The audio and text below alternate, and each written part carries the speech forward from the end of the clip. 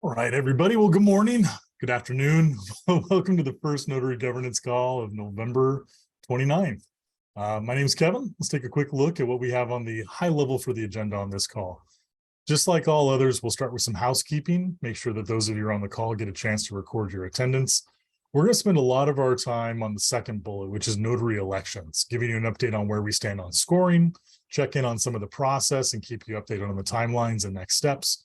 And then also give some time if any of you on the call have some questions or anything you'd like to flag, and we can discuss that. We have one new proposal that's in. We'll talk about that as we go. And we have guest speakers with KZ and RG joining us, and they'll give updates from their working groups on Enterprise Fil Plus, as well as the trust and transparency.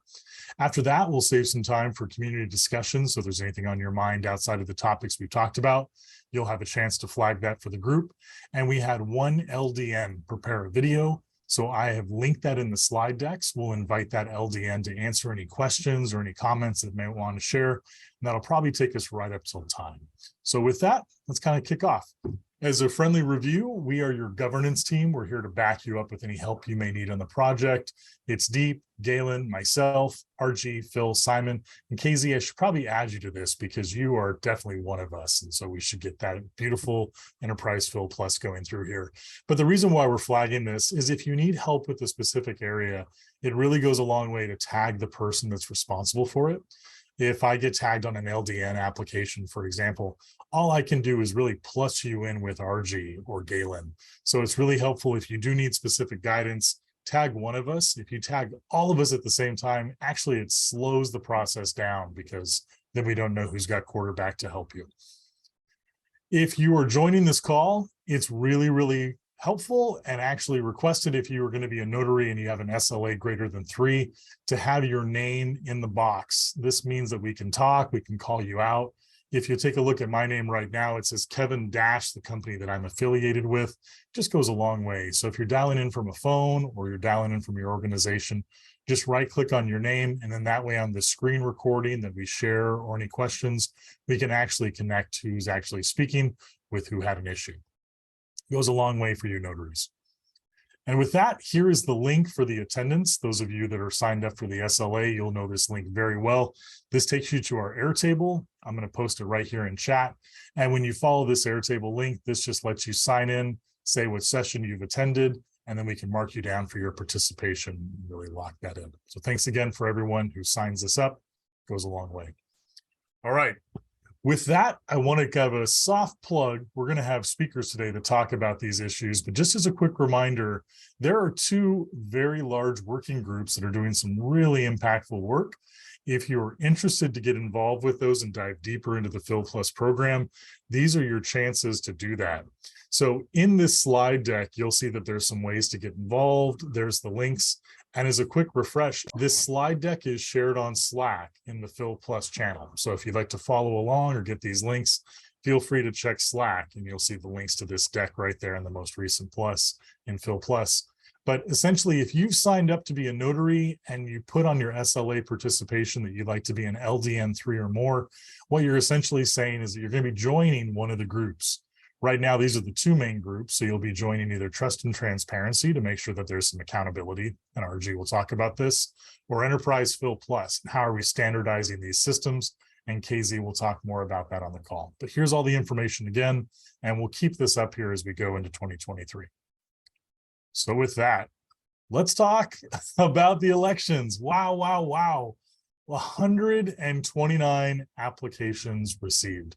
This is a big one. Like, we're going to need a bigger boat one. So in the 3rd round of elections, I believe we had 72. And in the 2nd round of elections, I believe that we had around 34 applications that come through. So this has just been an overwhelming response into the program and how we're kind of growing and looking at this adoption take forth. So 129 applications. One thing I'd like to kind of call out is that the application window is closed.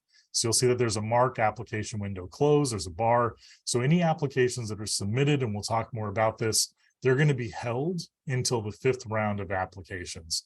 Any notaries that did not reapply, you'll still have the data cap that you were issued, but you will not be refilled and you will not be part of any new KYC that we do. So any kind of updates you'll have to be either one added onto it per community input, or you're going to have to wait till the next election. But wow, huge turnout. So what that means is that any applications received today, I've seen a few come in over the last couple of days. What I'm going to do is I'm going to tag them with this round 5 notary label. And essentially what this says in GitHub is that, hey, we've received this, we'll mark this, and when we do the next election sometime in 2023, we will pick your application back up. So there's no further information needed from you. I might leave a friendly comment just letting you know that that's the case. But if you see this round 5 application, it's because you submitted your application well after the November 16th deadline. No worries on that. We'll just get you into the next election as it goes forward on it. Now, here's what's happening now for all of you that have your applications in. You might have seen a comment from myself or Phil come through last week, and that comment was asking you to verify your contact information. Now, this does 2 things. What we're asking is for you to send an email to the notaryelection@phil.org from the organization that you represent. So for example, if I turned in my application and I said, hi, I'm Kevin from Filecoin Foundation, I should send an email to this notary election with my Filecoin Foundation email.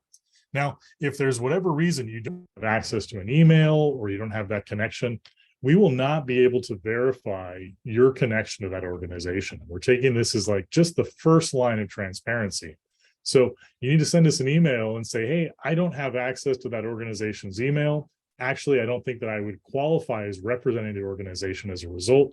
And what we'll do is we can modify. And what I mean by that is some of you have asked, hey, if I don't represent this organization, can I just be Kevin, not the foundation? And to do that, what we'll do is just leave a comment in your issue and say, hey, I'm going to modify my application. I no longer wish to be considered an organization. I'm just an individual. So again, this is only if you have no way to verify your connection to an organization. Otherwise, just an email from your organization is just fine to show your ties, your current connections, and then we'll keep forward on that. And then what Phil and I are doing is in the scoring process, we're doing very light touch KYC, KYB. We're verifying the links that you shared. We're trying to find any updates on social media to connect you to that. So in the process, if we're able to do that with the information you provided, thumbs up, nothing else needed. If we hit a roadblock or a dead end or something just clearly doesn't add up in the application, that's when we will be adding a comment into your application like, hey, we totaled your score. It's a little bit lower. And the reason for the low score is we couldn't find anything.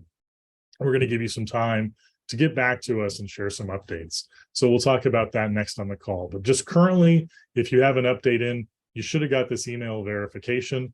If you haven't done so already, today is probably the last day that we're going to be patient with kind of waiting for those emails, because what we're doing right now is we're actually totaling scores. So if you haven't sent that email, this is your no kidding, very friendly, please send it. So with that, if you have applied and you are awaiting to become a notary, my high, strong recommendation is that you should begin looking at your ledger now. So in order to have your ledger, you have to have a physical ledger to participate in the notary program, no digital ones.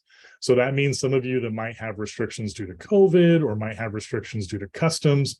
We've heard a lot of this in the 3rd round. It could take a few weeks for this ledger to come in.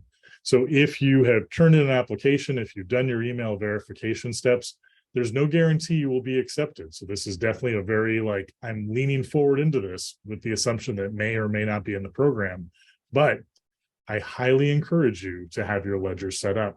And the reason for it is if you wait until you're formally selected December 9th, and then we announce, hey, you've been selected as a notary, we are then going to begin onboarding all those new notaries onto the LDN, onto like how to sign in the systems.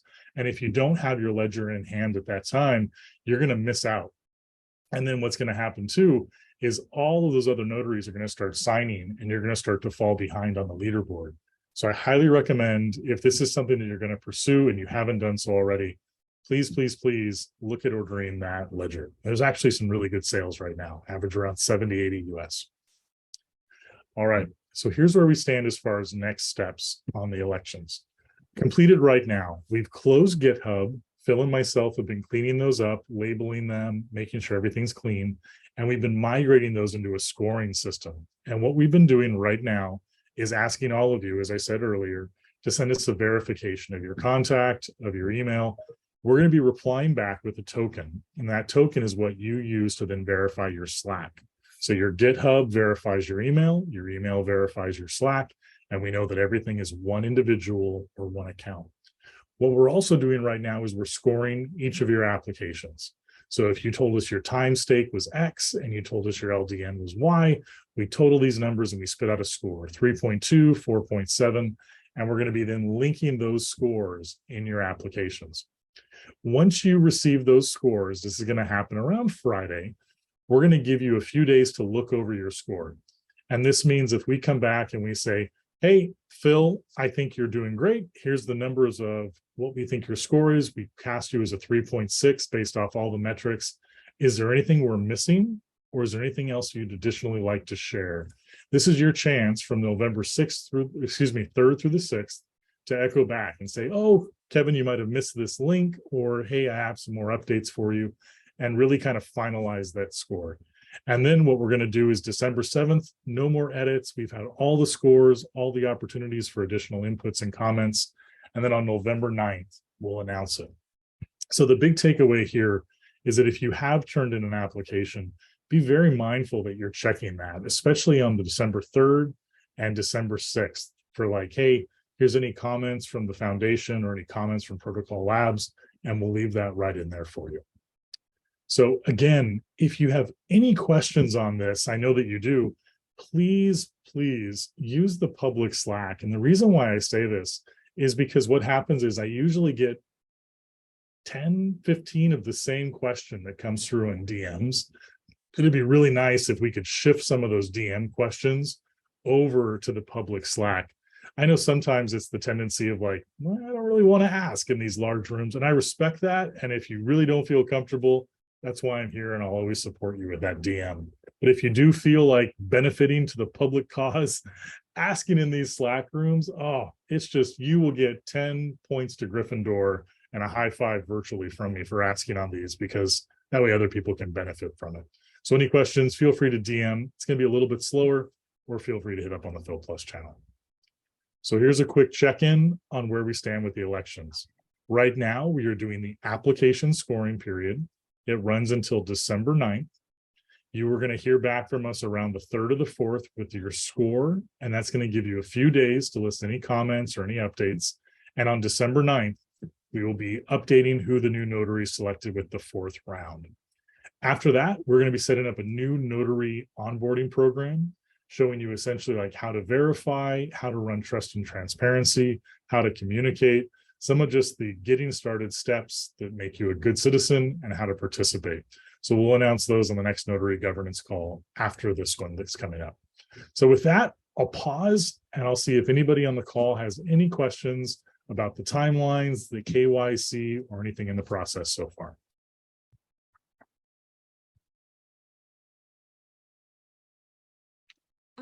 Hello, this is Nato. Sorry, I didn't change my name, but I have a question about the verification email. I think I sent mine over. Do you know when we'll get the tokens to verify the accounts?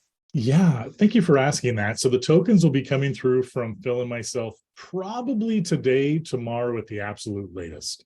So what we did was we collected all the emails, and you'll get that token today or tomorrow. Perfect. Thank you so much. I have a question about this, Carrie. Please. So when we talk about verification for notaries, is there a reason why we want to do that at this stage in the process versus after we've decided who is getting elected? We wanted to make this a little bit more, how can I say, leading with the foot of trust and transparency. And the reason for it, when I look at these 129 applications, I would say ballpark 85% of them come from organizations and not individuals, which is fine. But we're just kind of considering this a gate check step, that if you truly are with an organization, that we're going to score you based off that organization versus someone who gets scored very preferential as an organization. And as soon as we start this KYC, it turns out that we can't connect them to it. And then we have someone with an elevated score that they wouldn't have obtained as an individual. So that's why we're doing this very basic KYC step early in the process. Cool. Thank you.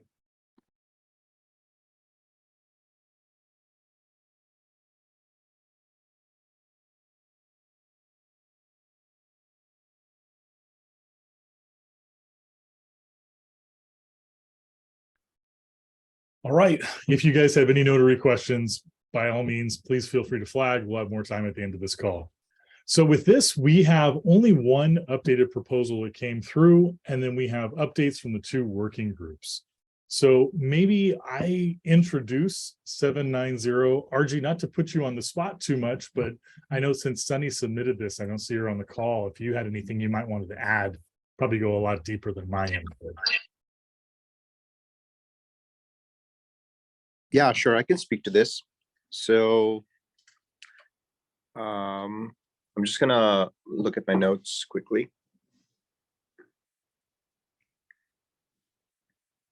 So I think one of the challenges that has been that we've been talking about is, you know, a lot of the times we ask the client to send an email from their official account, and there are issues that come up on both ends. Sometimes, of course, you know, we find that from a trust and transparency standpoint, if a bad actor is trying to cheat the system, they're able to create like a website in no time, and then list that email on that website, and then send an email through that email, which is, you know, one of the ways that we have seen that people are trying to game the system. And then another one we have seen is of course, questions have been raised that, you know, this might be this is a point of centralization where, you know, we're sending an email and the notaries are taking dependency on us to trust us, us being the governance team. And so for now, I think what we wanted to do is have all clients send an email instead of like nitpicking a few clients to send the email. And eventually what we want to do is, and this is going to be another proposal that I'm going to propose, is that we want clients to work directly with notaries and send emails if they require. But yeah, for now, I think this is basically streamlining the process where the proposal is asking that all clients need to do KYB upfront so that all notaries have access to that information if they need to look at it. Right now, I would say it happens on about more than 50% of the applications, but not all applications go through a KYB check, which basically is an email check right now. But yeah, I would love kind of thoughts on from the community on this one, or if there are better ways that we can do KYC and KYB at a larger scale for all incoming applications.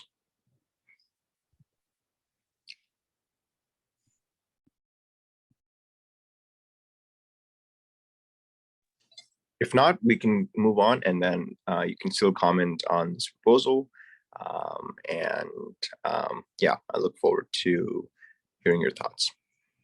So one question about this is this related only to the email verification, or is this related to the whole QAC process that you're running? Right now it's email, but in the email, we usually ask for the email, but we also ask for business licenses. And I think that's where it gets a bit tricky, where I think what we've heard from clients is that they're more okay with sending, if we were to, let's say, move everything to a one-to-one relationship between the notaries and the client, but they're more comfortable sending an email from their official email, but they're less comfortable sharing a business license with the notaries. So yeah, I think that is something we need to think about. But for now, I would say it is primarily the email from the official email account of the organization. Okay, thanks. I do have a question. So right now, notaries are encouraged to do the KYC. Would that be sufficient if the client send email to the notary directly? So I think, of course, you know, if the client sends the email and the notary says that yes, the email has been received, and I think in that case, if another notary, let's say, wants proof of that, they should they have complete right to kind of ask for a screenshot, right? So that there's no collusion between notaries and clients. So I would say, yes, I think it's just the way we've designed the LD and V3, it accounts for, it accounts for such scenarios. And I would say it would be sufficient. Yes. Yeah, because there are cases that clients send email to the official account and they want official to confirm it. It takes time, right?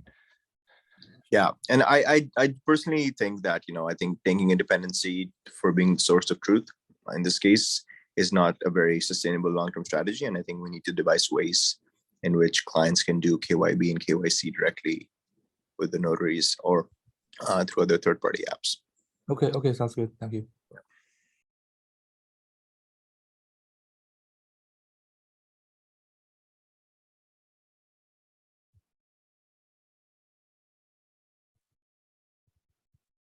RG, thanks a million for stepping in to talk about this. Appreciate that a lot. All right, we will hand over to KZ for an update on the eFil Plus pilot. All right, thank you, K Ray. Hello, everyone. So, quick update. We've been live now with the Enterprise Fill Plus pilot for a month, and we've had some good progress underway.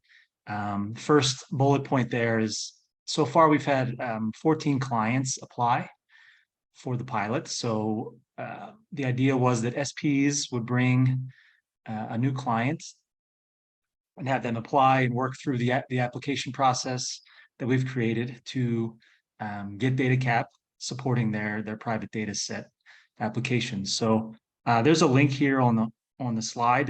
It's a public document that everyone can see. That I'm just kind of listing progress of all the applications. So you can look at their application in the LDN, you can look at the exceptions proposals, and I'm keeping notes because, again, this is a pilot. We're learning a lot in terms of what's required to have a really trustworthy application, what steps need to be taken to finalize and get these things across the finish line. So feel free to take a look and obviously use this as a template for those of you that are getting started soon with eFil Plus. This will be kind of what you need to go through, at least in this initial period. Great. So Kev, if you can go back to the slide, thank you. Yeah, so we had one client approved very quickly through all the steps, KYB, LDN, and they have received their first allocation of DataCap. We have another client that is currently in the final step, waiting approval. So 2 notaries have been auto-assigned, and they're going back and forth right now to get the information they need for the approval. And we actually have 5, actually now 6 Chinese applicants who are going through a manual KYB process. It's involving looking at the business documentation and having some other notaries sort of sign off on that right now. But that leads me to the second quick update. So a big part of this project was piloting, a new solution that could manage KYC, know your customer, and KYB, know your business, for clients. And unfortunately, our vendor that we've chosen right now is unavailable in China for bank checks. So we've done some troubleshooting and they're working through that. I'm actually looking at other vendors, and I've reached out to the working group, who's been very supportive and helpful in providing me ideas and thoughts for how to produce solutions that will work for us. So ultimately, I'd love to have more than one solution that's available for clients to choose to complete this process. So right now we're going through some steps there, but moving forward positively. And then the final update quickly is, a big part of this pilot was to take away a lot of learning and be able to create iterations on this project that we can roll it out and have it run on its own here, probably in Q1 next year. So one of the big learnings that I'm finding with the applicants, every applicant so far has been applying for the maximum amount that they can of DataCap, 5 PB, but they don't actually have 5 PB, right? So when I ask them how big is your data set, it's a little bit of back and forth. And my recommendation is for everyone that is applying for this pilot to apply for less. And I know that seems crazy because most people think let's get what we can get, and then we'll be set. We won't have to go through this process. But the idea behind this is you're applying for DataCap in general. and you're producing a trustworthy application through your first allocations of data cap and onboarding of data, you'll start to build a reputation that you're doing what you said you were going to do in your application. And then further allocations will become a lot easier. So I'm trying to build that mindset into the applicants. I've had several applicants adjust the amount that they're applying for. And it also makes it easier for them to get approved because notaries realize that they're not applying for, the max amount. It makes it a little bit more, again, complete application for this pilot project. Second update, I'm reminding every client that they need to, for this pilot specifically, again, since it's a private data set, you need to add all the details possible about the data allocation plan. So what is the size? What is the data type? The number of copies, the SPs involved, the IDs, the locations. So this has been a little bit of a back and forth, but I think applicants have caught on to this and they realized that they're adding all this information, and it's just making a complete application that notaries just have all the information they need to make the decision. It becomes very easy once you have all this set up. And then the final bullet point I have is SPs are adding, a list of SPs that are being included in these projects, but they're not necessarily signed off that they're involved in this project. So this is something we need to think through moving forward, a way to have SPs confirm that, yes, my name is on this application as part of I'm going to store a copy for this client, and I confirm that I'm going to store a copy for this client. Because right now, you can list SPs, but it doesn't necessarily mean they even know that their name is on it. I found one case of that so far. So anyway, great learnings. We're moving forward positively. I will stop there. I think a few people might have questions or hands up. Yeah, one question I have is around the 5 PIVs. Do you know the reason those applicants are going for the limit instead of lower capacity? Like, do you have any thoughts on the reason for unfortunately, I'm not able to read the minds of the applicants, but I think in general, even for non-EFO plus applicants, everyone sort of focuses on applying for the max. Again, I think the idea is they want to do this once. They don't want to have to worry about going through this process. But so my idea is for people to start trusting in the process of just applying for data cap in general, building a strong application, building a strong reputation, and then future allocations will become much, much easier. So I think through this pilot, we're going to start building that idea of apply for what you need, and you'll be able to get more if you need it. That's not a problem. It's, if you come in as a brand new client to this community and you say, hi, I'm XYZ Corporation. I have a private data set. I need 5 pips. Thank you. It's not going to go well. It's going to take a lot of back and forth before you get even close to that. So I think clients and notaries and SPs are becoming more aware and smarter of this idea. So I'm hoping it'll change some trends. And do you think it's possible to start collecting some of the reasoning behind, like, for example, choosing the maximum instead of choosing less and whatnot, so we can have some basis for behind the reasoning, because we can ask people to apply for less, but I guess knowing the reason or having some data to actually know the reason behind that, we can start doing some work to improve and whatnot. So I don't know if you're already started running surveys and whatnot, but would be nice to actually know that, like, the reasoning and have some questions behind that and other stuff. But thanks for the information. Yeah. and leading that. Just one follow-up. Yeah. I mean, one thing that we're asking on we're reminding the clients, bullet point number 2 there, the learnings, is tell us how large is your data set? Like that needs to be included in the exceptions proposal. So if you look at any of the examples, they're all listing that information now, and notaries have it. And if it's not listed, notaries are asking. So instead of going back and forth, just tell us how large your data set is right now, and it'll make everything easier. Again, be as open as you can, and this process becomes very easy. Yeah, thanks for the work.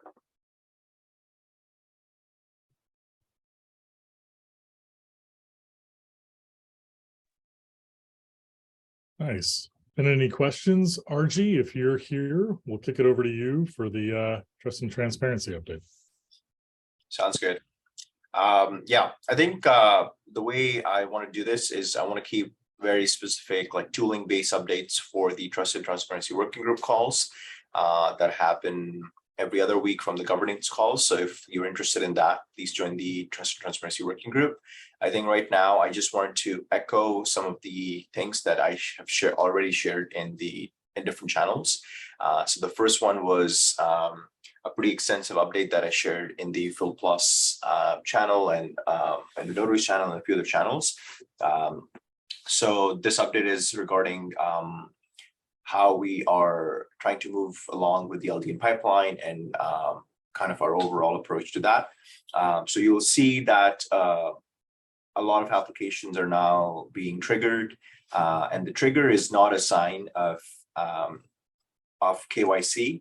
I think that was the case for a long time, and we were taking that on because of a bunch of inefficiencies that existed in the Filecoin Plus program. But now that we have different working groups, different DRIs, and different stakeholders who are responsible for each of those aspects, I think we are a lot more comfortable with moving along and unblocking clients and getting the notaries to do the due diligence based on the plans that they shared in their applications. So again, if you see an application that has been triggered, don't assume that the KYC has been done. All it means is that the client has filled out the application completely. And then that's the basic check we're going through. Our fraud analyst is still going to conduct KYC. US community members are still welcome to conduct KYC, KYB, ask questions, ask hard questions on those applications, so that we can hold both the client and the notaries signing those applications accountable. I think we want to move away from the approach that notaries are only signing and not asking questions, and increase accountability on all fronts. So I think that's the first update. On the second one, I think this came about when I was reviewing a few applications that had a multi-part application, which basically means that they were applying for more than 5 PIPs. And so I saw that they were using different client addresses. And when I reached out to the client, or the clients in this case, they said that, they thought that the rule is that they need to use a different client address for each application. But after doing my own kind of Q&A, I haven't found any written rule that's ever been the case. So I think this was set as a precedence by some previous applications, but I think I would recommend all clients to use the same client address if you're applying for a multi-part application. This is directly helpful in the tooling that we're building for CID tracking and kind of a relationship mapping, all the tools that we're building on the trust and transparency front. So if we do find clients using different client addresses, either they need to have a really good reasoning for why they're doing that, or notaries will be flagging those applications. And that's kind of the guideline that we'll be pushing out. Finally, I think this just came out about a few minutes ago. So I wanted to flag this. There was a client, and this is an application number 975, where the client had given out the first tranche to a single SP, and their kind of reasoning is that, we'll give out the rest of the tranche we'll distribute the rest of the tranches. This isn't kind of like targeting this client, but what I wanted to have a discussion about is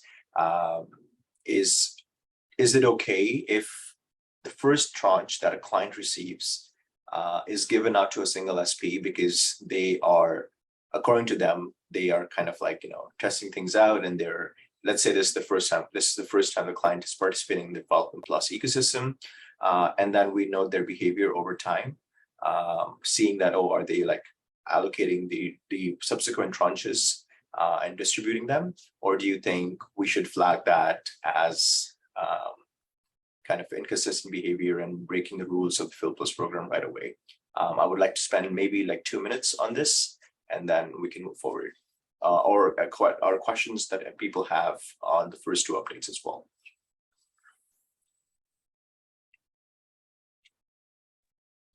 So I can't remember what's the going. Is there a rule right now that prohibits that, or I can't remember. So are you talking about the second point that I made? The allocating 100% of the first tranche to one. So the basic rule is that, we of course recommend that you don't store more than 25% of the replicas with a single SP. Now, that's kind of like the broad rule, right? But like the argument the client is making is that, like that applies to like all the replicas, right? So in this case, they've only received, let's say, less than 5% of the total. And so less than 5%, let's say when less than 5% is with one SP, but down the line, they will eventually distribute the data cap in a way that it will be not more than 25%, right? But I think the question here is, should that rule apply to each tranche? So should we say that each tranche should not be allocated to one SP and should be distributed, or should it be like the total amount of data cap that they've applied for? And this is something I think it's worth a discussion because, I think it's not kind of like, set it out, whatever. And we don't have to come to a conclusion today, of course, but I just wanted to flag this. If you are interested, I'll be posting an update regarding this in the Trust and Transparency Working Group. So please come and join. But I'll take maybe the questions for now, and then let's move this discussion to the working group. Okay. Yeah.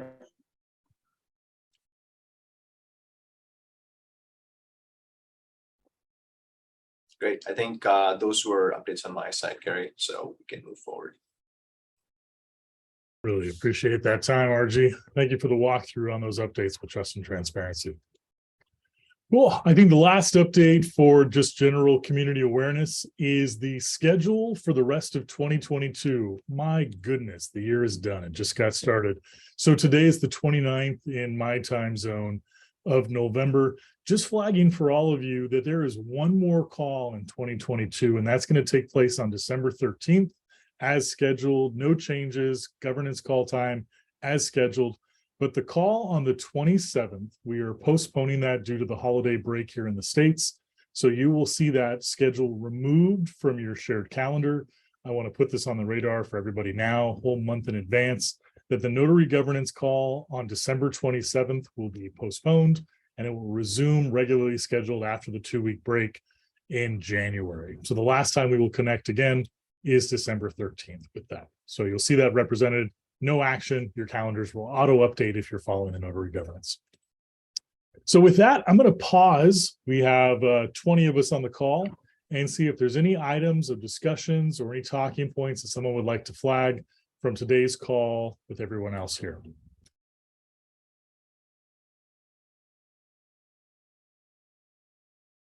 I'll just post a couple questions in the chat channel. All right, let's work through these then. Do you want to read these out loud? Do you want to have one of us take point for you, or do you want to stick with them in chat?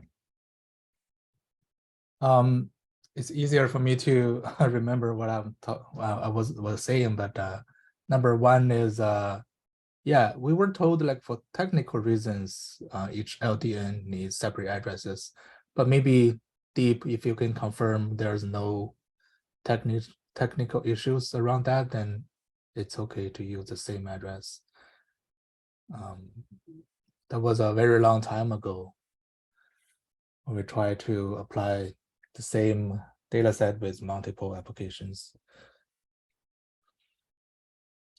Then the second one is if the first allocation is very small, I think it's probably okay to not have the full list of SPs that all receive deals, but everything goes to one SP seems a bit extreme, such as the 975.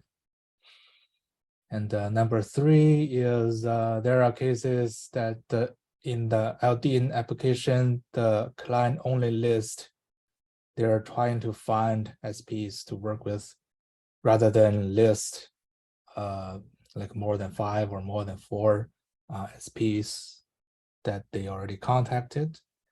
So it's kind of need to be found in a later time for us to verify. I don't know if that is good enough in the sense of transparency, or we should ask more questions around that. Yeah, I think so. Let me confirm. I'll circle back and confirm with the team. I think the last time I checked, there aren't any technical concerns. Those, I think, was this before the V3 or like the concerns regarding the client addresses? Yeah, I think it's before the V3. Things might have changed in the V3 because there are improvements. Yeah. So let's circle back on that. I'll post an update and answer your question in the working group channel. Regarding the second one, yeah, I think I still want to kind of like, dive deeper into this async, because even if I think we've had a case before where I think this is actually a client called Gogo Networks that did the same thing, and they were blocked for a very long time by all the notaries because they allocated the first tranche to a single SP. And so I think but we don't really set a good precedent for that. And so I think saying that, if it's less than 50 tips, it's okay. I think I still want to get a better understanding from everyone in the community to say, how much data cap do you really need to do like a test run? I think 50 tips seems a lot, right? If you give out to a single SP to say, hey, we're just testing out, understanding the sealing process and whatnot. So I think that is worth a discussion. And finally, I think for the third one, I think I just want to get clarification on this one. So do you mean that clients say that they're in the process of finding, but they don't list all the SPs that they plan to work with? Or yeah, they either list 0 or like a 3 or 2. Because like it's not decentralized enough. Yeah, so I think on that, I think I've had in-person discussions on this one with different clients, in Singapore and all these different events that we've had in Lisbon. And I think a lot of the clients say that, especially if it's the first time they're applying, they end up using like BDE or other platforms or finding SPs after they get data cap. But I think some of these issues should be ironed out as we're like moving towards deal engines. But also I think it's a bit challenging from my understanding, and you can correct me if I'm wrong, that it's a bit difficult for clients to kind of get like a agreement with SPs upfront.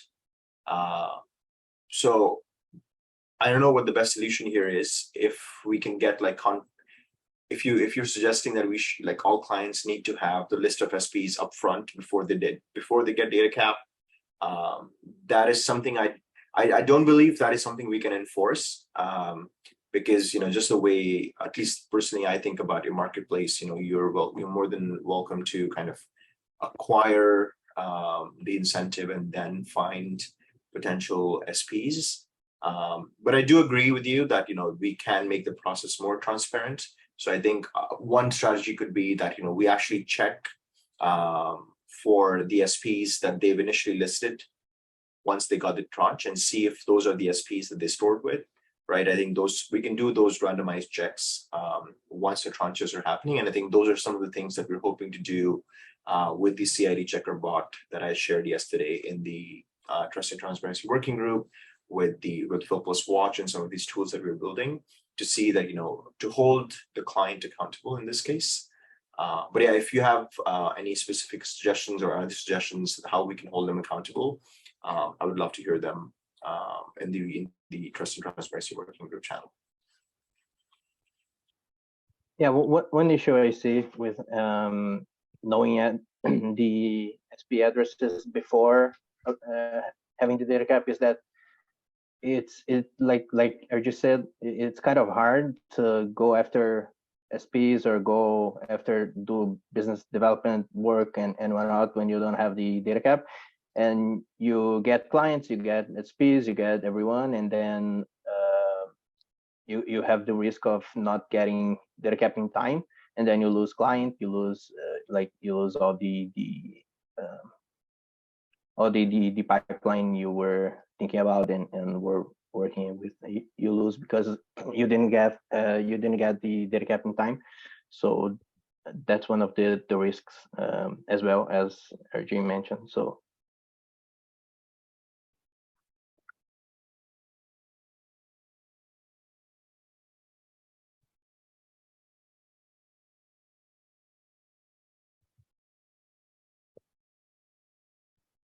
And one issue I would like to raise here and see if there are any comments or next steps, or if there's anyone working on this already, is around GitHub and using GitHub as the platform for applications and whatnot. I've seen recently some issues of people getting blocked and banned from GitHub for applying and doing that kind of activity in GitHub, and I can see a risk of actually losing the whole Filecoin project organization if we are not careful enough with that. So my suggestion, if there's no work being done for this yet, is to actually move from the Filecoin project organization to a separate organization in GitHub to deal with the applications and whatnot, and work for a medium to long-term solution that is outside of GitHub and using GitHub only as a platform for data storage and public sourcing and whatnot, but not as the main platform we use to do everything we do. It's a risk for the Filecoin project organization, and it's a risk for ourselves as well, because if everything goes down, we have a lot of trouble with actually running the program, and it actually can hit pretty hard the Filecoin itself. So that's one issue I'm seeing, and I would like to raise that risk, just to try and get some eyes on this. Yeah, I think I could jump on that one. Plus one, I think what we're saying is GitHub is good, not great. I think we've flagged all the issues.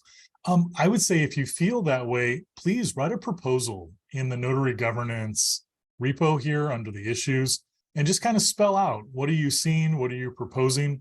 And that way we can kind of take it from this conversation level to maybe putting some more action plans in place. So I think, yeah, we definitely are looking at this. It's on the long-term horizon, but highly agree and highly encourage you to write a proposal on that one. I think we'll have a lot of people that piggyback on that.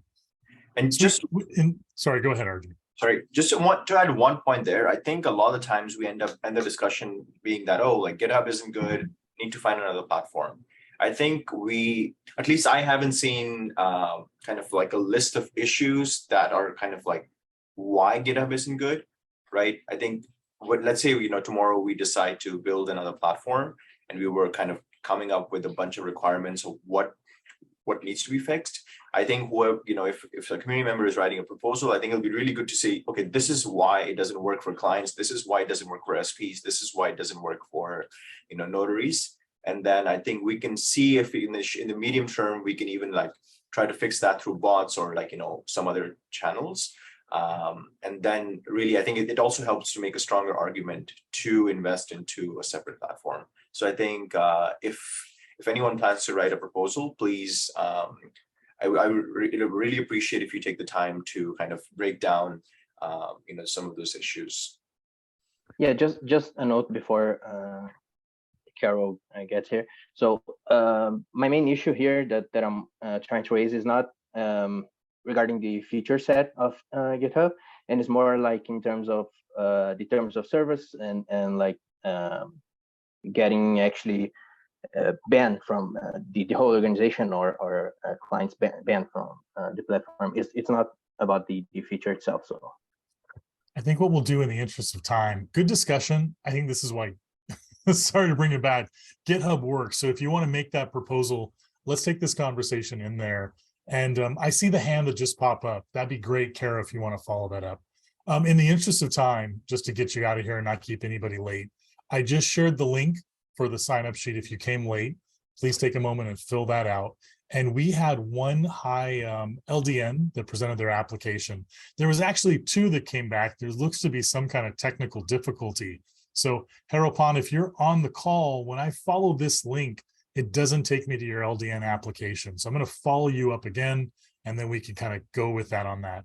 So Bigotas, if you're on the call right now, or anybody from the design organization, the floor is yours if you want to kind of give us an overview or answer any high-level questions, and everybody on the call will get the video that you created. So if you're on the call, the floor is yours. Hey, yeah, I would like to go with Alexandra's topic. So I remember a long time ago, we were talking about how many accounts get flagged by GitHub and everything.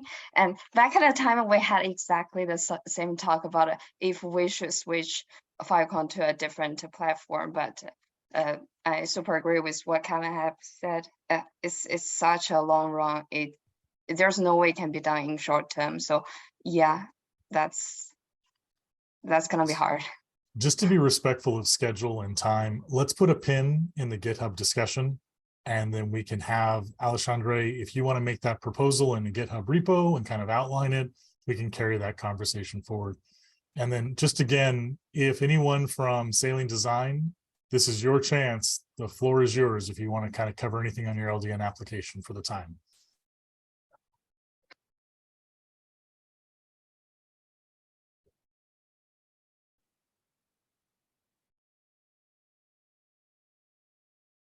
All right, going once. Eric, you will be the last question on this. The floor is yours before we I'll say adieu. Okay, thank you. I'm calling chasing for Dips. So you owe me the refill the project Bacon's data cap on the multi-sign address. Yes, sir. So It's on my list for today. I'll probably actually work with Phil or RG on my side and get that sorted today. Yeah, okay. Thank you for doing that. So the client and also investors are waiting for at least one more month for the data cap. You're right. We're waiting for the work. Thank you. Thank you.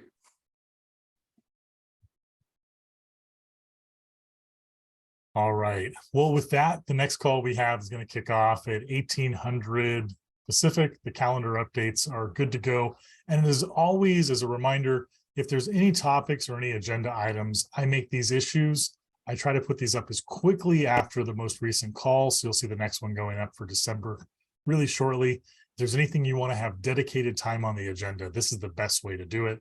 And one very final, just friendly check-in reminder, there will be no call on December 27th. So with that, thank you all for coming. I'll hang out here for just a moment and looking forward to seeing you in Slack and the next call coming up. Cheers, everyone. see you guys.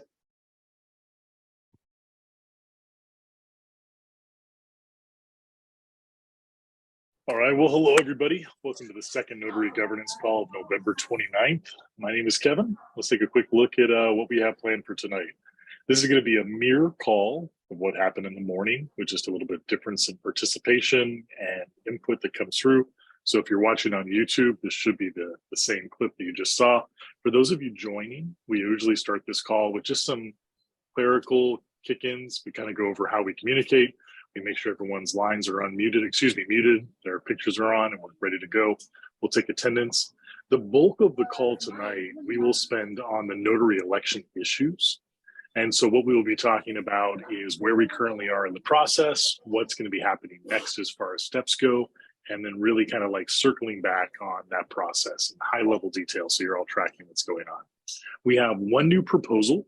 We'll talk about what that means for the LDNs and just flag this so it's on your radar. And then we have updates from the two working groups. KZ presented this morning for the for the eFil Plus. I'll cover in his absence tonight, and then RG will speak to the trust and transparency. And just like the morning, if we have any extra time, we'll have some open issues that you may want to bring. And we have two LDNs that prepared videos. So if they're on the call, we'll give them some time to present theirs. So with that, let's dive in. This is our friendly governance team, Deep, Galen, myself, RG, Phil, Simon. We are here in very specific assets to back you up for whatever you need within the Phil Plus program. The reason we keep bringing this slide up is as the program increases in volume and size, we have begun to specialize. There used to be a day where you could just ping Galen, Deep, myself, and then that would be just a blanket all. Now we've really asked, if you need help with like a client onboarding, please go to Simon. If you need help with trust and transparency, RG can help with that. So the more that you specifically tag, the more we will be able to help you faster. It's actually a reverse incentive. If you tag all of us and like, please help, we will just assume that somebody else is going to do it and not back you up. So please hit up us where we could make the most impact for you as we go. If you're joining this call, love it. I see that we have over 25 members on the call right now, more joining as it goes through. Can you please do two things? The first is I'm going to go through, I'm going to mute anybody. So it looks like I just muted a few open lines. And the second is if you right click on your image in Zoom, you'll see there's ability to rename.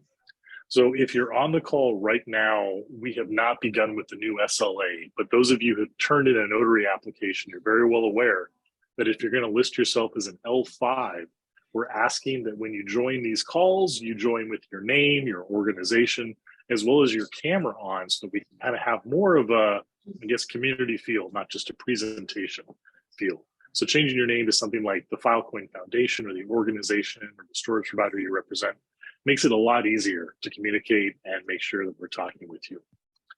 With that, every time we have one of these calls, if you're new and joining, we distribute this Airtable form. I'm going to drop it right here in chat for us all right now. And what this Airtable form does is it has a sign-up sheet so you can mark, hey, I came to this meeting. And then that way, when we come back and we start putting these points into the leaderboard or for SLA participation, this is how we pull.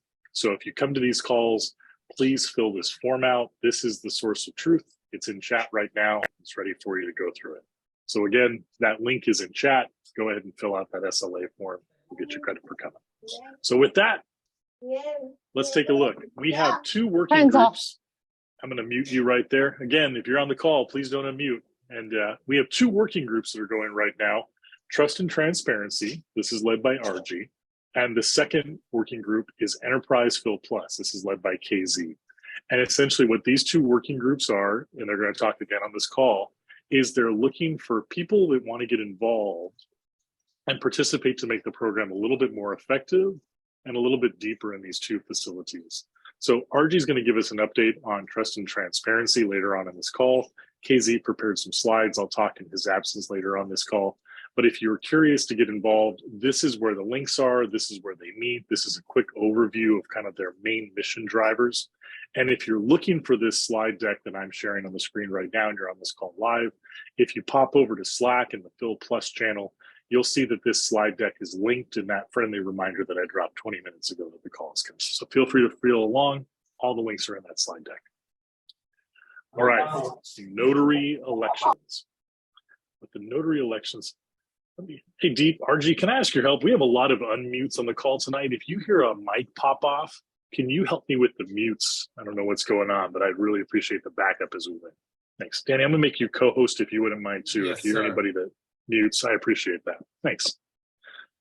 All right. We had an overwhelming number of applications come through. This was really awesome. We had 129 applications come through. And why this was like, wow, this is really awesome, is because during the third election, we had around 70. applications come through. Back in the second election, we had around 25, 30. And then before that, what we're seeing is like just this doubling as the program goes through, which is fabulous. The reason why we like this is because we can be a little bit more selective on individuals that are really going to make that commitment, really stepping into this program. So those of you that have applied, thank you. We're really looking forward as we start going through and scoring your applications. We're going to kind of talk about where that process is now in the call. So here's where we are from a time frame standpoint. The deadline to submit your application for the fourth round is now closed. It closed November 16th. And what we are doing right now is we are scoring all of the applications that have been received, which means if you submit an application now, what I'll do is I'll still receive it and I'll leave a comment in your issue. Hey, thanks for submitting this. It's been received. And I'm going to put a tag. I'm going to close it. I'm going to put a tag 5th round notary. Because you've missed the deadline for this, we will just hold your application in your interest until the next notary election is announced. We haven't set a timeline, but if I had to guess, it's probably going to be in Q2 2023. So again, if you applied after the deadline, we will just hold your application as it goes through. And again, if you're already an existing notary, you did not have to reapply, but by reapplying, you're taking these additional steps to not only re-up your data cap, but also participate in the second rounds of KYC. So any updates that's only available to newer notaries will also be available to you as well. Now, what's going on in progress? What Phil and I are doing is we left a comment for each application in GitHub. And that comment's what I have on the screen now. You might have seen it. I've gotten responses from dozens and dozens and dozens of you. And what we're doing is we're trying to verify the GitHub application to the contact information of the individual or the organization. So what we've asked is that if you've turned in an application to become a notary, that when you get this comment, you have seen it because you were responding to GitHub, and you have then sent an email to this address, notaryelection@phil.org, and you said, yes, my name is Kevin, I represent the Filecoin Foundation, and here is my email. And your email should then correspond to the organization that you are affiliated with. I've been pinged by some of you, and just to answer this publicly, what happens if I turn in an application and I said I was affiliated with an organization, but after consideration or I don't have access to their email, I might wish to just downplay become an individual? That is A-okay. What we will do is just add a comment on your issue, and we'll also identify this in the scoring if you're unable to authenticate to your organization. And what you'll do is you'll just represent yourself and not the organization, which means you'll score off yourself. So this could be stake exposure, this could be time in program, this could be social media presence. You might have a different score had you been an organization that was much higher than if you were an individual and just using your own, which is why we made the decision to ask for this verification step early to make sure that we were scoring accurately. So again, when you're writing back to us, if you are with an organization, we ask that you're writing back from the email representing your organization. If you're unable to do so, please let us know either in the comments or in that email, and we can have a discussion. And if you would like to change your application from an organization to an individual, it is A-okay. Feel free to just update your application, and as we're scoring it, we will then take that into account as we go through. So I'm going to pause here before I go on with any updates and see if anybody has any questions about this particular email verification step right now.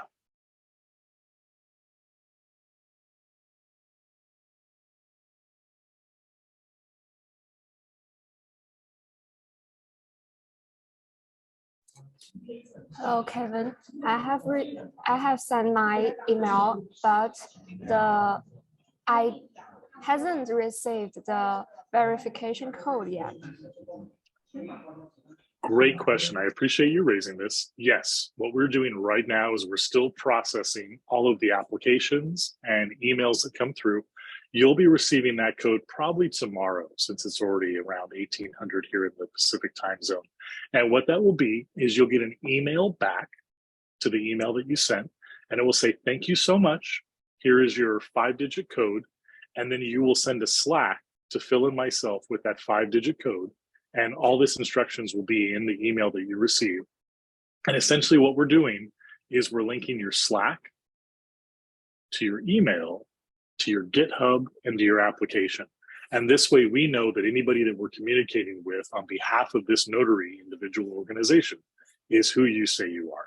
So to kind of circle back, thank you so much. If you emailed, you'll be hearing back from us via email tomorrow.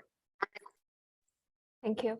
And Blockmaker, it looks like you had the same question in chat. So just to answer your question, I will be writing you back from the same email that Phil Notary. So you'll get an email back from the foundation. It'll have your code as well as the directions on how to message us in Slack. So any problems, feel free to let me know. I'm here for you.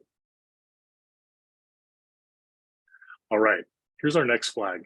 Phil posted this in the Notary channel earlier today, but just to kind of circle back, if you've applied to be a notary, we highly recommend that you take the step and order your ledger now. And the reason why I'm giving you this recommendation is because in the past, in the third round, it was during COVID, and I know that that is still going on in certain parts of the world, as well as lots of crazy things. So if you wait until you're officially selected into the notary group after the December 9th timeframe, what may happen is when you order your order your ledger, it has not arrived yet, which means you won't be able to onboard with the rest of your cohort. It means you won't be able to take those first steps, and it means you won't be able to approve applications. So this is a strong recommendation to order your ledger and have your physical ledger in hand now. We can't guarantee that you'll be accepted as a notary, but what I can tell you is that if you are accepted and then you wait till that deadline to then order your ledger, it's going to put you a few weeks behind everybody else. And that may put you in a pit with that SLA and participation that really kind of drags behind. So in the slide deck, it's the ledger that we've worked well with in the past. It's on sale, Black Friday. I don't know if that's still carrying forward on Cyber Monday, but just the big talking point on this one, if you haven't done so, please, please, please order your ledger. You'll be happy that you have it. All right, so here's what happens next. Already completed is that we've gone through and we've labeled all of your applications in GitHub. So you know we've received it, you know we're on it. Once that label is done, you can kind of sit back, paper's turned in. What we're doing right now is we're letting the final emails come into us of everyone who is verifying their steps. The day was the last day that we're going to be like very patient with that. And now what we're doing, Phil and I, is we are scoring each one of the applications that came through. So you'll know that there's the rubric on how we look at this. It's very public. What we do is in your application, if you say, hey, I'm going to be an SLA participation L3, we give you the points for that. If your stake exposure is 10,000 coins, we give you the points for that. And what we do is we make all of these points in this spreadsheet. And then once we've completed that score, we will then share that score in your application. So we'll post that probably Friday or Saturday this week. So when you check back in your application, you'll see a PDF of all of the points that you got in your application and any questions we may have. The reason why we give you this on the 3rd is so that you could look it over. Just in case there was a problem, maybe I missed something in the scoring, maybe I didn't take something into account. We give you a few days to say, hey, please take a look at this additional website, or hey, I have this extra stake, or I'm willing to up my participation in the program. Whatever it is, we're going to give you 3 or 4 days to kind of look at the score, give us any input you may have, and then we can update it. So my advice for anybody on the call that's applied to be a notary is continue to check your GitHub application, specifically this weekend. On the 3rd or the 4th, we'll be sharing those scores, and that's your chance to kind of give us any insight or things that might be missed. After the 7th, we're going to say no mas, no more inputs. And that gives Phil and I a chance to go through and exactly rank by which particular areas and all the exact notaries. And then on the 9th, we will share the repo with the new notaries that were selected. And I will send a congratulations email and Slack to those notaries and welcome into the public channels that they have. So with this is the next steps that we have. I'd like to pause again and see if anybody has any questions, comments, or would like to discuss anything on this going forward.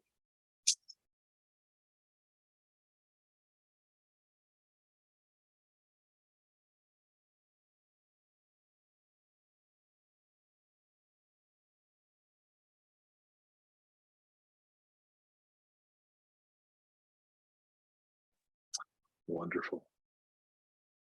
All right. If you do have questions, it's okay to DM me. Those of you who have DM me, thank you so much. I hope I've answered your question. If not, continue to blow up my Slack and I'll get back to you. I would ask this, if you feel comfortable, asking your question in the Phil Plus channel is just so appreciated, so appreciated. And the reason why is sometimes I'll get the same question 5, 10, 15 times, and I'll try to address it on these calls. I'll try to make a post that kind of talks to it, but sometimes we benefit from this community effort. And it will be a lot easier once we're all verified in the private notary channel. But for now, if you have a question, A-okay to DM me. It might take me a day or so to get back. But the benefit is if you post in the Phil Plus channel, you may get an instant answer from the community without having to wait for me to either wake up in the morning or get to you as we go forward. Here is the last check-in on the timeline. We are currently in the scoring phase. This is going to take us through the 9th.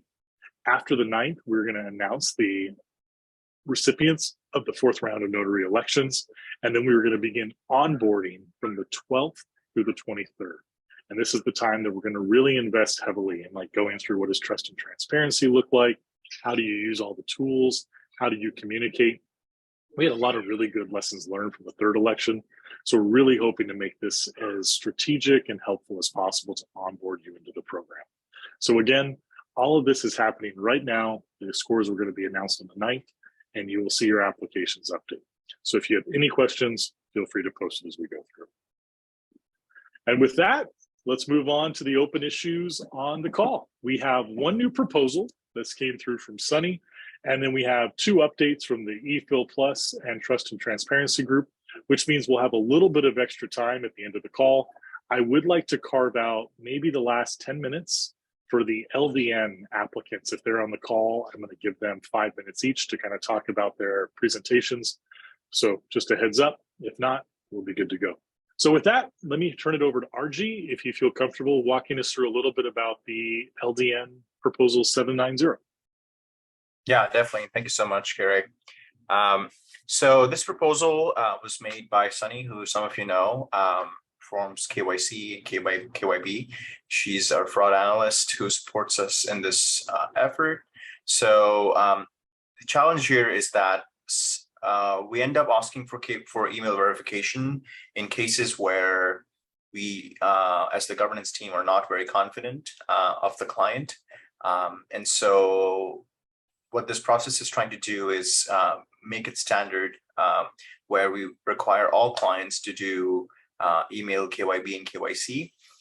Now, just following this, I recently posted a message regarding the governance team not kind of primarily doing the KYC and KYB, but this step would eventually evolve into this information, which is the email verification or business license verification as well, being used by notaries. And so that's what this proposal is about, so that all notaries have basically the same access to information in their while they conduct their due diligence process.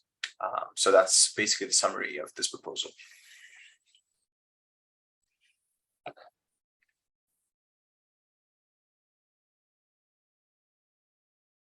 I appreciate that. I'm going to pause for a minute. Does anybody have any questions about kind of looking for this additional KYC, KYB?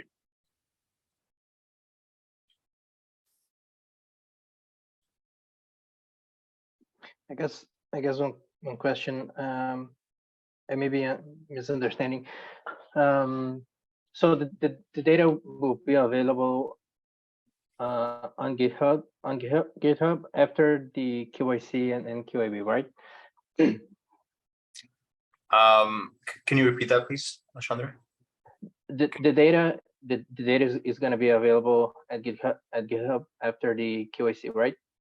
Yeah. So right now, I mean, the process is the same. What happens right now is an email is sent to an email address that sits at the Filecoin Foundation, which is a phil.org email. And then when we receive that email, we post a screenshot, kind of verifying that the client has actually sent the email from the official email that is listed on their socials that they provided. So yeah, that will still be the case. I think this is kind of like, you know, in the immediate term, as we move away, as we work towards moving away from kind of, you know, the governance team not doing KYC. I think it'll be very useful for all current notaries and incoming notaries to have access to KYC and KYB information, which Sunny is continuing. She will continue to do it. And so right now, even though the governance team isn't going to do KYC and KYB, Sunny will still have access to this email, and they will still basically provide screenshots for business licenses.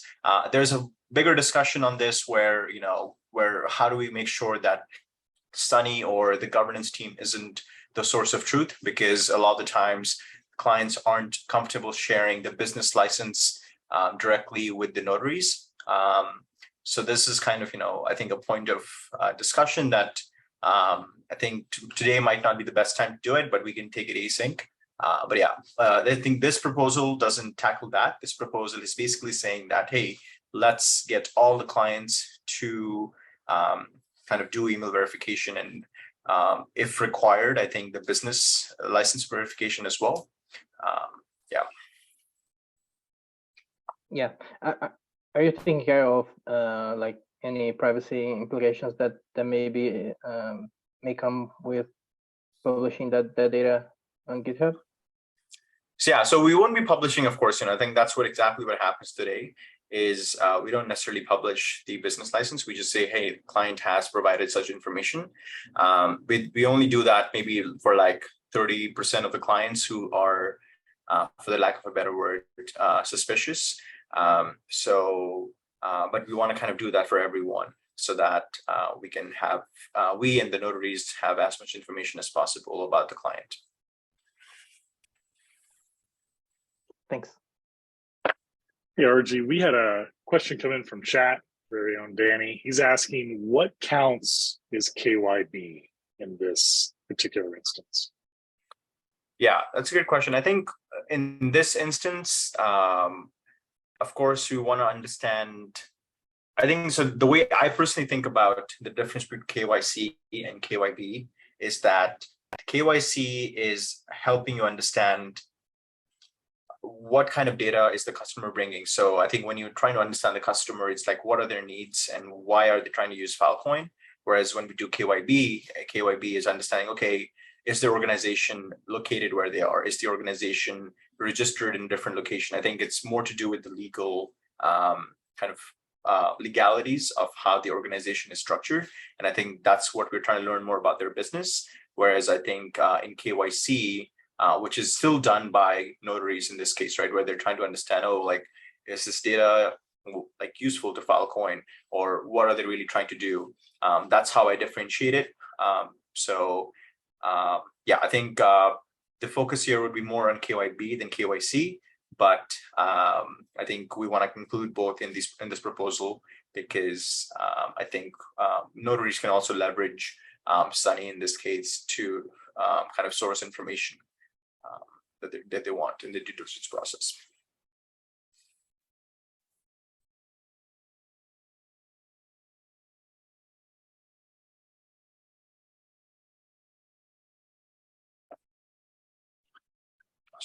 Thanks, RG. And then if anybody has any questions on this issue, this is 790. Feel free to comment or just give a thumbs up, like.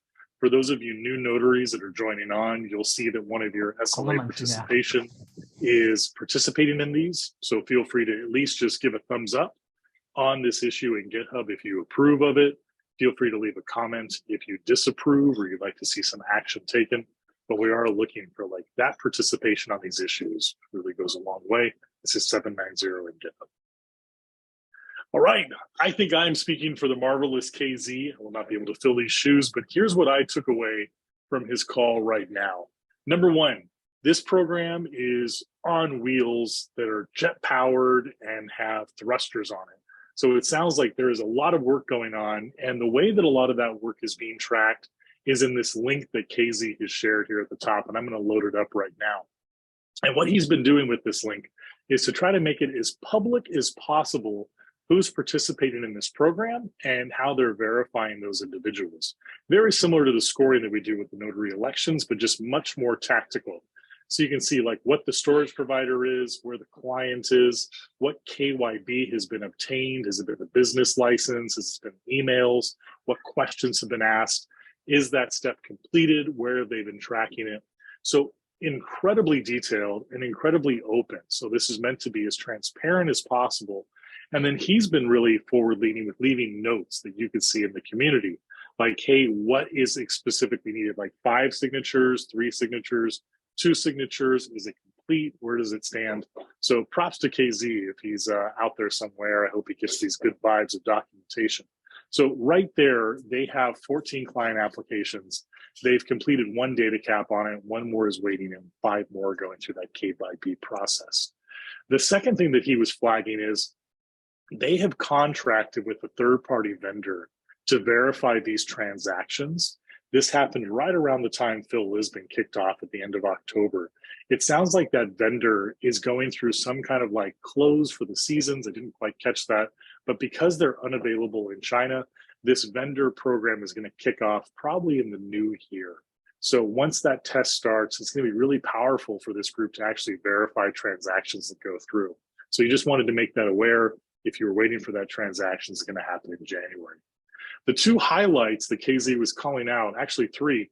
The first was that if you are asking for 5 petabytes and you don't need 5 petabytes, this isn't like you get an all access pass to a water park. It's probably not in your best interest.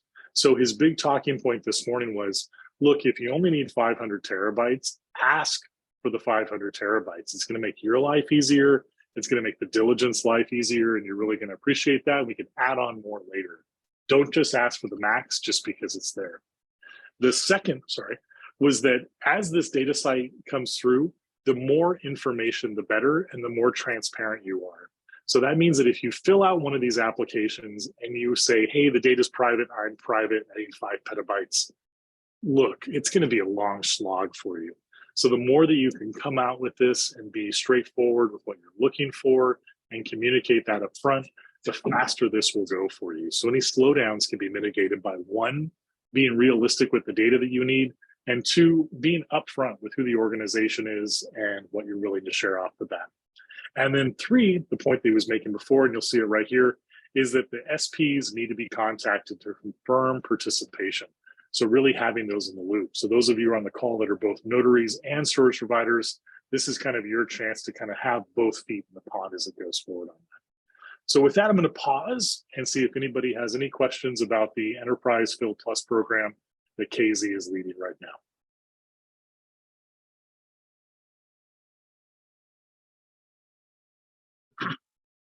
Not so much of a question, but I think one thing that well, me and KZ, but also the working groups have been in touch about is actually getting the clients to do the KYC when they aren't able to use their solution. I think in the medium term, this is where we really want to move, because the fact that KC had to go out and source Dero in this case, like try out a bunch of different vendors. I think it was good for a pilot, but I think if we really want to take a decentralized approach to KYC, I think it makes more sense for clients to be able to use a KYC service in their region, whatever works for them, and then use that. And I think at least me and the Trust and Transparency Working Group is still pushing for that. So just kind of want to let you know that it's not that, because these clients are not able to use Dero and we'll just give them a pass. It's a big country. I think KYC solutions exist, and I think we'll require or ask the clients to please do the KYC and use the service that they're comfortable with, so that they can support the due diligence process for the notaries.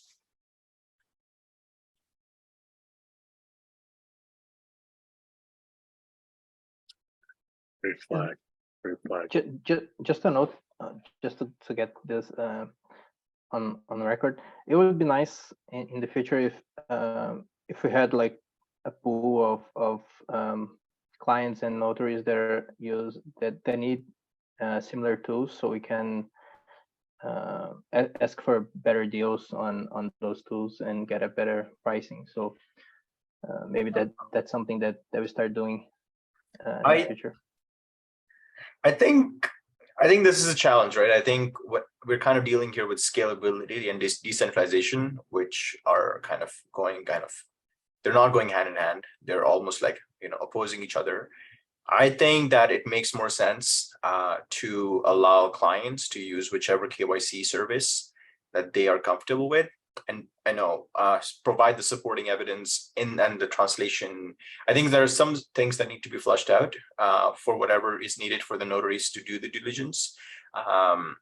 But yeah, I think I personally think it's unlikely, but I might be wrong here. I think this is definitely a question that needs to be answered by the community and the working group. If it makes sense to, have relationships with 2 or 3 vendors, or do we allow clients to, use whatever vendor they want, but there has to be some standardization in terms of what kind of information is being kind of provided to in the due diligence process to the notaries. But yeah, I think this is a larger discussion, but just wanted to kind of point this out that for clients who are not able to use this specific vendor as to be part of eFil Plus, we are already experimenting, and the working groups are collaborating to address this issue.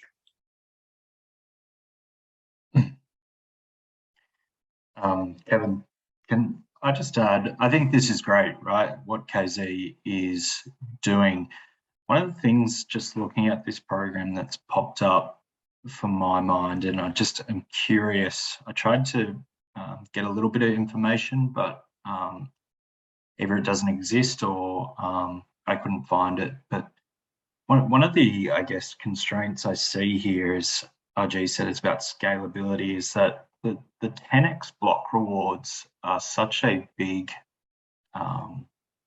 benefit that we need to put all these like constraints around. And I'm wondering whether there is possibility that this starts to look at a separate tier to File Plus, where we know it's private data and it's valuable, but it's maybe not as valuable as open data or what we would traditionally call File Plus. I don't know if that conversation is a part of this working group, or is that a separate conversation? I think separate conversation, but definitely one that we've flagged in the past.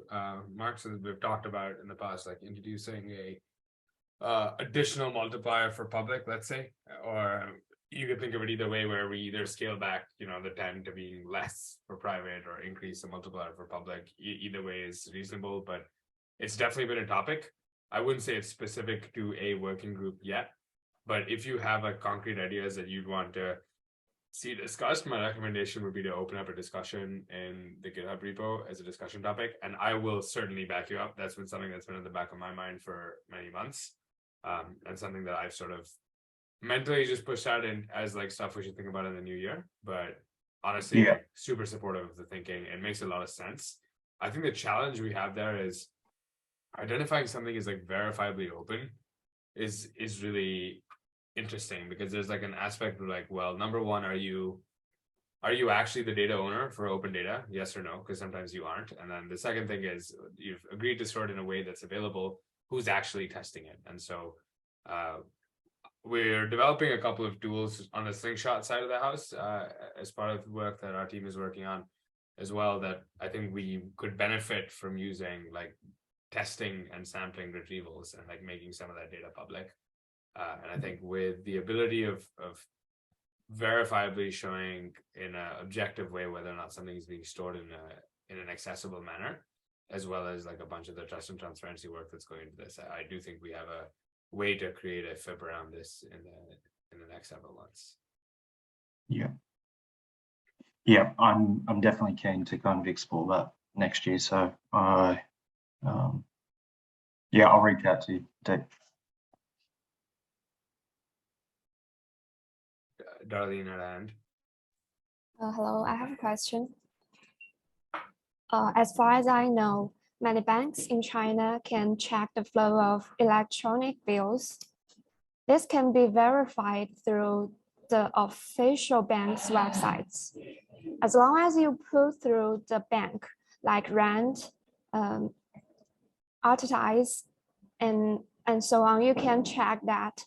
DIL is their equivalent of an integrated website, but this can be viewed separately in China. I can invested the specific situation and then DM you. Because of the manual KYC method now, we will definitely automate in the future, right? Yeah, I think that's definitely something we have considered. I think just to wrap up this discussion, I think there's of course some challenges with GDPR and how data is shared as well.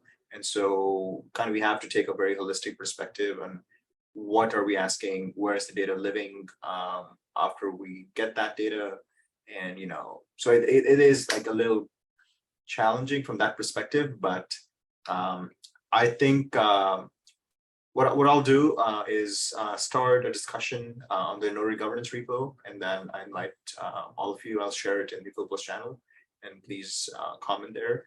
I think local expertise is always appreciated and much needed. So yeah.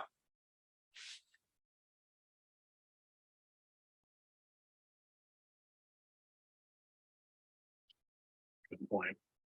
Mark, Darlene, Alessandra, thank you very much for those comments. Very helpful as we go through and keep talking about this. RG, I hope you've got that speaking voice still warmed up, buddy, because if it's okay with you, I'm going to click next and pass it over to you for TNT. Yes, definitely. So I think specific updates regarding trust and transparency, which are concerned with tooling, will be shared in the TNT working group calls that happen every other week on Tuesdays. But I wanted to just talk about two of the updates that have shared in written form on different channels over the past week. I think the first update is regarding what is the governance team doing regarding the moving along the LDN pipeline. I think time to data cap is a big kind of metric that we measure our success from, and so our goal as the governance team is not to make the trigger a blocker. There's a very specific reason why we as the governance team still have access to the trigger, and we have to trigger an application because with the current systems, even though we've made a lot of improvements since week 1 of the LDN process, it's still possible theoretically for an abusive actor to come in, and if the application is automatically triggered, they can trick the bot and empty the multisig and run away with a substantial amount of data cap. And that is a world that we don't want. And so as we're working towards making the bots smarter and improving our systems, I think the trigger is still there for the time being. But given that, what we're trying to do now is the trigger is only an indicator of application completion. So if you're a client or you're an SP who's bringing on a client and all the fields that were requested in the LDN were complete, then the trigger will happen. So the trigger is not a sign of KYC. So over the past couple of days, we've received some, comments from community members saying that, hey, why was this application triggered? This seems very kind of sus, or this does not seem like the client is being honest. And our response there is, well, they haven't received data cap, right? First of all, data cap is given in tranches, and second of all, the notaries are the ones making the decision. Just the way the LDV3 is designed, it does take care of things like collusion and abuse to some extent. I think along that side, some of the tools that I'm working on, like the CID checker tool and kind of relationship mapping between different stakeholders, will assist that effort. But all applications that are 21 days or more right now are being prioritized. So you'll see that approximately 50 applications to 60 applications are being triggered every day now. We still need your help as community members. Our fraud analyst, Sunny, is still working on these applications. So the TLDR here is that if you see an application that has been triggered, don't assume that that application has passed all the checks. All that means is that that application is complete, and then they've provided the information requested. But you could still, as a community member, ask for more information, and you're encouraged to do so. You can still block them if you think that they are kind of performing suspicious behavior by kind of requesting notaries to not sign and providing evidence for that request. So that's not update number one. And I think the second update is a bit more smaller. So I've come across a lot of applications that are multi-part applications that are trying to apply for more than 5 PIBs, but they end up using different client addresses. And I've at least when I talked to some of these clients, they said that, oh, like this was a rule. But in my own analysis, I haven't found that this was not a rule. You don't need to use a different client address if you are applying for a multi-part application. So please, if you're a client or an SP, like bringing on a client, please use the same client address so that we can, on the trust and transparency side, we can track these addresses, understand the relationships between the different stakeholders. If we do find, you're using different client addresses, either you have to provide a really good reasoning why you are doing that, or we might request you to please use one address for the entire allocation. Of course, given that, it passes all the checks and notaries approve it. So those are 2 major updates on the trust and transparency front. I'll take questions maybe for like one or 2 questions, but of course, if you have specific questions, you're more than welcome to DM me, post them in the Trust and Transparency Working Group. But in the interest of time, maybe 1 question, or if there are none, we can move on.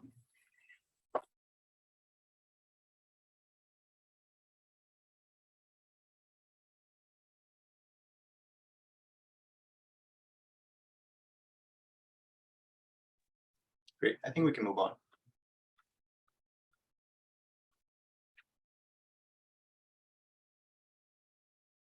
Wonderful. Thanks, RG.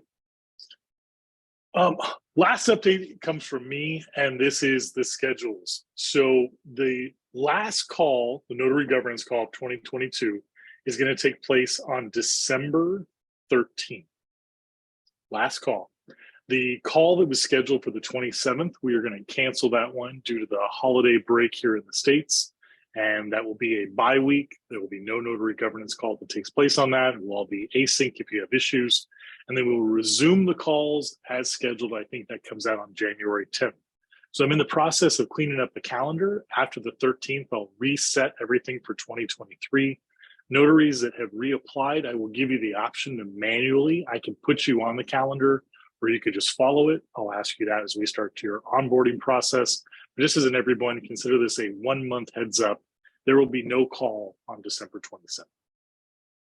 I am sharing the link to participation in chat one last time. So this is your chance. If you joined late and didn't see that already, please log into Airtable, get credit for coming. We'd love to see your face, have your participation, and also mark you down as you go through it. Typically, we save the community discussions before we do the LDN. What I like to do is do the LDN and see if they are on the call and give them time since they weren't here this morning. And if not, then we'll turn it over for the last few minutes for the community discussion. So was there anybody from Wichu Blockchain or Zalium Design that's here and would like to talk about your project?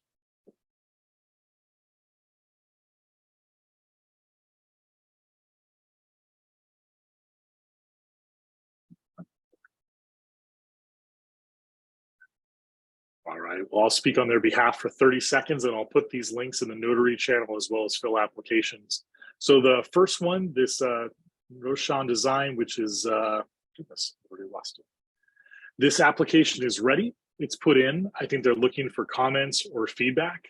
They have a project overview video that was put 13 days ago. They just also recorded the video that I'll link here in this thread, but they're just looking for someone to verify it. And they're looking for signatures to come through. And the second one, the Wichu Blockchain, again, what they are looking for is the same exact thing. This has been open for around 2 or 3 weeks. They're looking for someone to come in there and tell them if anything is waiting. They're looking for a notary who might be able to step in and approve this data. So again, they're just looking for any kind of updates they can have with this. and they put that through there. So I'm going to let them know, hey, we gave them time. We didn't see you on the call. This is your last chance. So heads up, those are there waiting for it.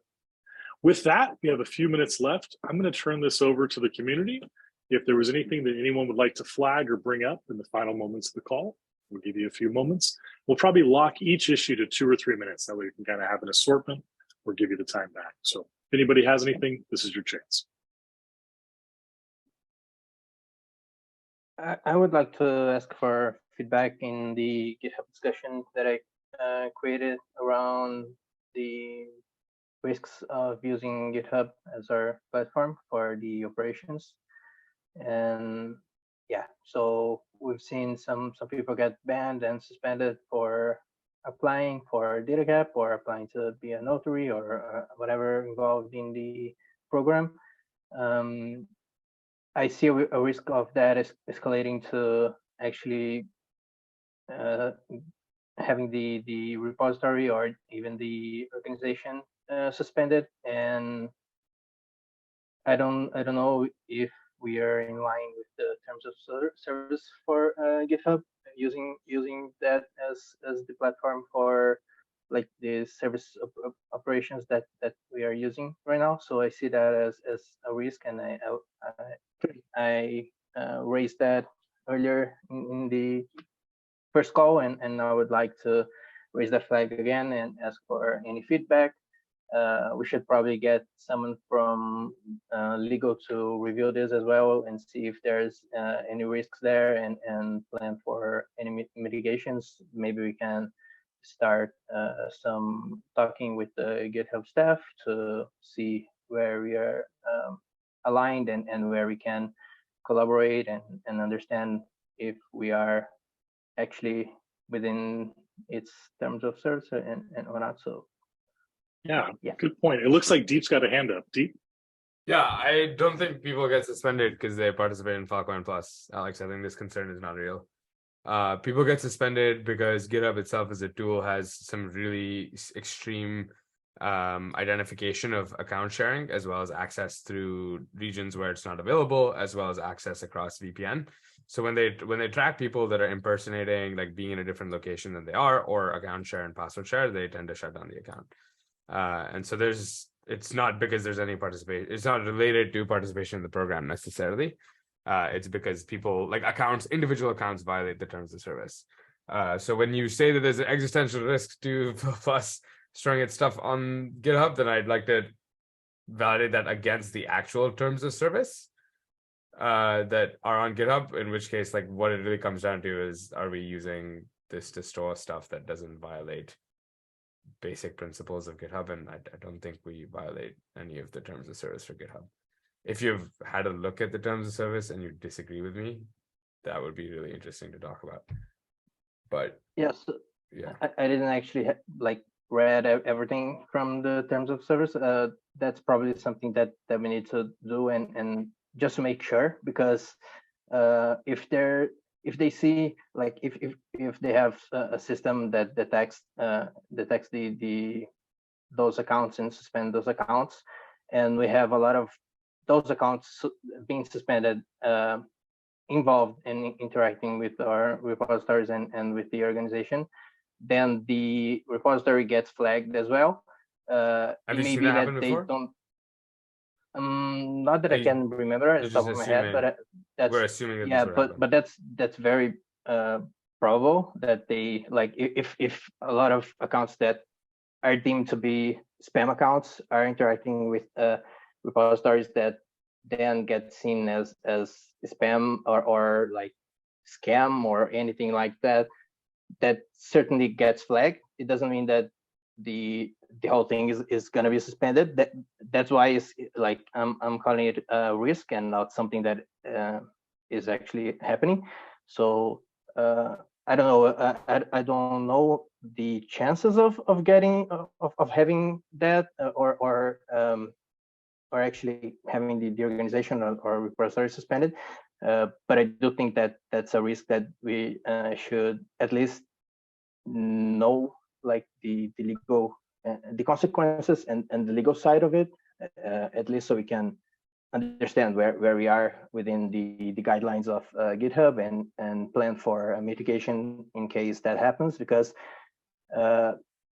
just setting this aside as something that is not likely to happen is probably not the best path forward, at least not for like not having a plan in case this happens is not good. We've seen this in the recent past when applications suddenly disappeared, or accounts suddenly disappeared, and then we lost the data and whatnot. So I can see that being a risk. And yeah, that's certainly not so good for the program if something like that happens.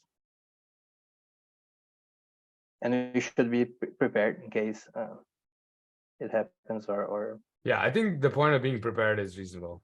I agree with that. I'll respond in the discussion as well. yeah, we can even start sharing with some of the GitHub staff.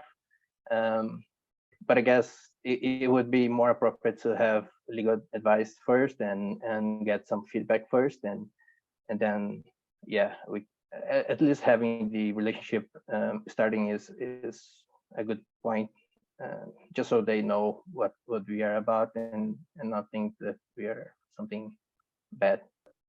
For what it's worth, the repo is underneath the Filecoin project organization, and so I think, given how prevalent that is, like the Filecoin project itself has 266 public repositories with like 204 people part of the organization contributing. I don't really think this is a source of concern, but the point on having a backup, I think, is a very reasonable one.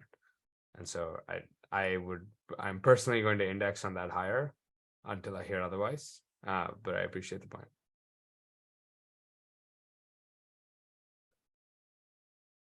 Yeah. I think Danny's calling out in the chat that anybody could throw us off for any reason at any point, and that's reasonable as well. So I think, yeah, +1 on the backup at the very least.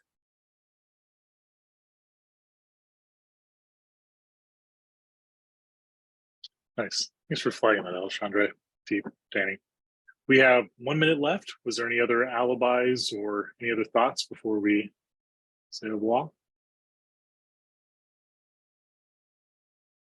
All right, we'll give you that free 2 minutes back. Thank you again. Thank you again for everybody who's on the call.